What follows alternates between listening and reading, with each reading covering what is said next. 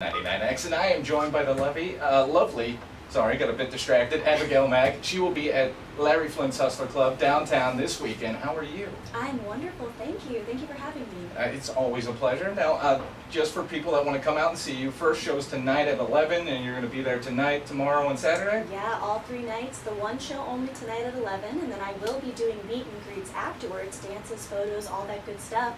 And then Friday and Saturday, I'm going to be doing 2 shows each night with meet and greets in between. So I'll be there till they close all night. Very cool. So people can come up, meet you, get to know you a little bit, and yeah, get a dance in the process. For sure. I mean, you can get a dance, or I can sign a photo, or we can just, you know, I love hugs. So come give me a hug, say hi. She's a hugger. I am a big hugger. So I guess the obvious question is, what led you to the adult industry? Yeah, I mean, I think that's probably the most popular question. And I was in school, in college, and I was waiting tables. I waited tables for about 7 years. And I had a girlfriend who introduced me to webcamming. Do you know what webcamming is? Yeah, and I had never heard of it. I was 19, 20 years old. I have no idea what you're talking about. And so I started doing shows with her, and we were making so much more money than I was killing myself waiting tables. So I really just took it on full force. I quit my job, started webcamming, and then someone in LA, a company down there, found me online, and they're like, we want you to come to LA shoot for us. And so I did. I loved it. Within 6 months, I moved to LA. Very nice. Yeah, I've been doing it. See, you know, I don't know why, but it seems like every time I hear that story, it always ends up with crying the first shoot. I don't know why. You know what? That's terrible. That's I know! awful. For me, I think I really lucked out. Throughout my entire career, I've been doing it for about 5 years. I've been treated very, very well.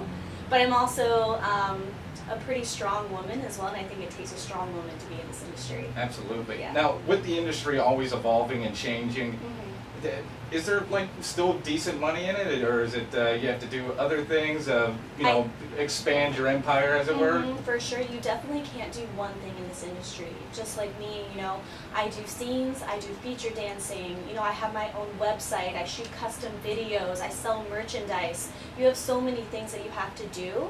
But if you are a business person, you have all those different income sources, then you can actually make a very good living. But you have to work at it like anything else. So kids, if you want to get in the porn industry, the adult industry, take some business classes. Yeah, I mean, that's really not a bad idea, you know, or just ask a lot of questions is the thing that I should have done when I first got in. Ask as many questions as you could possibly think of.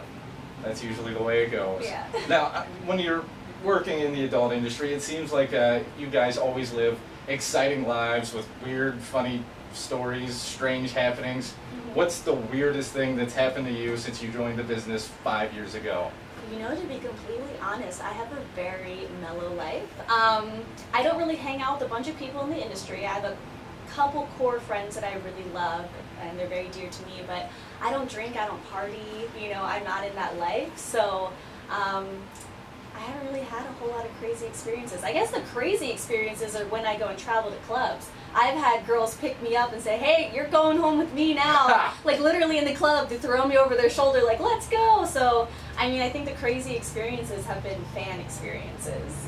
Yeah, those crazy fans. Get a couple of drinks in them, you never know what's going to happen. Yeah, you get more than a couple of drinks in them, and they're like, I love you, you're mine now, we're going home. And you know, you're so small, you could literally be just stuck in someone's pocket and carried off. I'm a little lady. I do lift weights though, so I was about to say, you know, when I Googled you, there wasn't a whole lot there, but I did stumble into your whole fitness deal and your YouTube channel.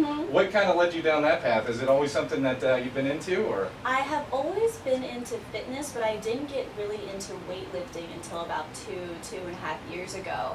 And I was one of those girls at the gym who was on the elliptical running, and my body wasn't really going anywhere, and so I started lifting weights, and my body just changed dramatically very, very fast. And so I just loved the way that I felt. I loved feeling very strong, how my body was looking all toned and muscular, so I'm obsessed with it now.